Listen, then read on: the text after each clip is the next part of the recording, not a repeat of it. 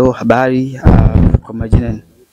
kwa majina naitwa Sultani, nipo eneo la Mbagala Mzinga. Tumemaliza kutengeneza keji ya mbao, na eneo ambalo tunatengenezea keji ni kama unavyoona hapa, ni hili jengo hapa. Ndani yake ndo kuna hiyo keji ya mbao ambayo tumeitengeneza, naingiza kuku 1500. Na katika ujenzi wa keji zetu ya kuku 1500 tumejenga katika sehemu mbili. Sehemu ya kwanza kabisa tulitengeneza ni ile pale ambayo imefungwa pale, na sehemu ya pili ndio hii hapa ambayo nataka niwaonyeshe aina ya keji ambayo tulitengeneza. Ni keji ya kisasa kabisa, ni keji ya mbao. Na ukaribisha sana, karibu sana ndani niweze kukuonyesha keji. Karibu tuwe pamoja. Hapa ndo ndani katika jengo ambalo tumeitengeneza hii keji yetu. Ni keji hapa, ni keji ambayo inaingiza kuku 700, ambayo ndio hii hapa kama unavyoiona. Ni moja kati ya zile keji 1500. Kwa hiyo moja wapo ndio hii hapa ambayo tumeitengeneza hapa. Ni keji ambayo imechukua takriban kama siku 5 na ambayo imekamilika mifumo yake yote. Ni keji ambayo tumetumia kutengenezea kwa aina kama keji ya chuma, lakini sisi tumetumia material ya mbao. Ni keji ambayo ya bei rahisi, ni keji ambayo inarahisisha kwenye kuhifadhi kuku wako wengi, pia kuhudumia kwa wakati, kuhudumia kwa wepesi zaidi. Kwa hiyo ukipiga hesabu hapa, tuna partition kama kuanzia juu mpaka chini zinakuwa partition 7, ambazo huku kuna 6 na pale kuna moja ambayo tumeitengenezea peke yake ya kuku 100, ambayo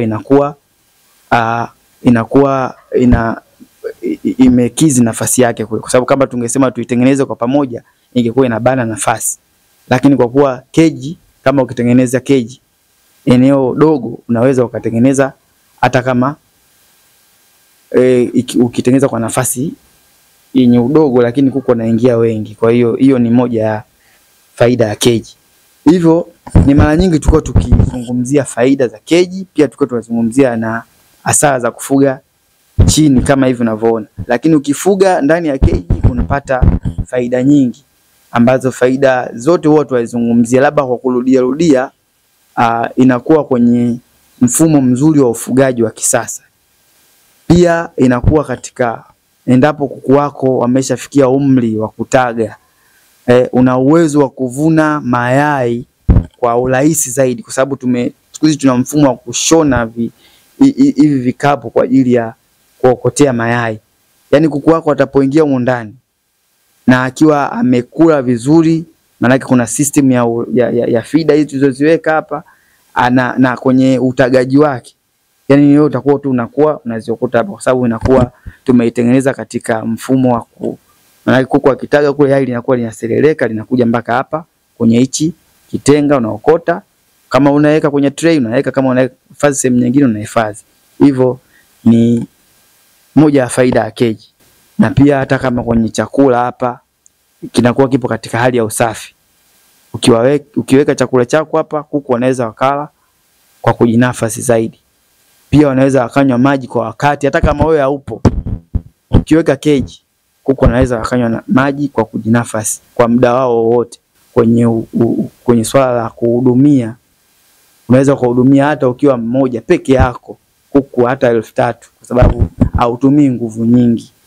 Kama unavyoona nasema labda niweke chakula, nitatumia tu kuweka katika hizi feeder, na kwa tunapita tu labda na bakuli langu nimejaza labda pumba zangu, na kwa napita hapa na mwagilia humu mote humu. Kwa hiyo kuku watakopo kazi yao ni kula, kutoa vichwa vyao humu katika hii wire mesh na kuanza kula. Pia wakitaka kunywa maji pia wanakunywa katika mfumo ambao tumeutengeneza kutokea nje kule.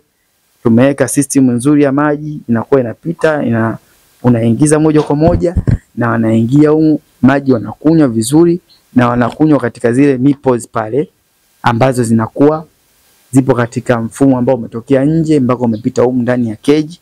Wao wanakuwa wanakunywa.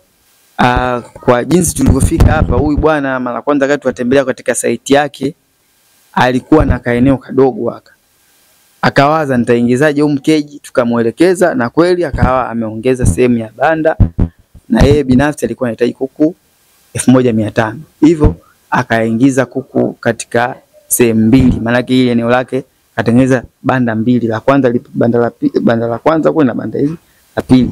Na ndio maana akasema kwa kuwa gharama amezishindwa za keji ya chuma, sisi kwa kuwa tunatengeneza keji za aina zote, tukamshauri aweke keji ya mbao ambayo ndo kama hiyo unavyoiona. Ina kila kitu cha keji ya chuma, tumetengeneza kwa uimara zaidi, ni keji ya bei rahisi. Kwa hiyo kwenye gharama ya kutengeneza keji, alivyoona kwamba mfumo wa kutumia keji ambao ni bei rahisi, kaona bora nisifuge chini, niweke katika keji ambao kama hii ambayo haina gharama kubwa. Kwa hiyo ni heri mtu aweke katika keji yake ambao kama hivi. Kwenye keji ambao kama hii ambayo haina gharama, huenda ikawa inamtofautisha na mtu ambaye anayefuga chini. Sababu ukifuga chini utakuwa na matatizo mengi katika ufugaji. Lakini ukishaweka huko sawa sawa kama hapo katika keji yoyote ile ambayo unayokijua, aidha ya chuma ama yoyote ambazo unazozijua, ila ni keji imara, keji ya bei rahisi kabisa. Kwa hiyo kama mtu unahitaji keji kama hii, ni sisi Tanzania Kilimo Digital tunakuhudumia kwa sehemu yoyote na kwa wakati wowote. Tunakukaribisha sana kwa sababu ni keji ambayo haitumii gharama kubwa. Mfano hata hapa ukiangalia hii tulivyotengeneza kwenye maswala hapa, tumeweka hizi bodi hizi, sababu hizi bodi hazina gharama. Lakini kama mtu ungekuwa na uwezo ungeweka tena zile bati za naniliu, lakini kwa kuwa yeye ameona mimi gharama zangu za bei rahisi, akatengeneza hii bodi kwa ajili ya kukusanyia kinyesi chake. Hivyo tunakukaribisha sana kwenye ufugaji wa kisasa wa kutumia keji hata hii ambao tunakukaribisha sana Tanzania Kilimo Digital. Pia usiache kusubscribe YouTube channel zetu, pia katika social media zetu zote. Tunapatikana kama Tanzania Kilimo Digital Limited, tupo Ilala Machinga Complex.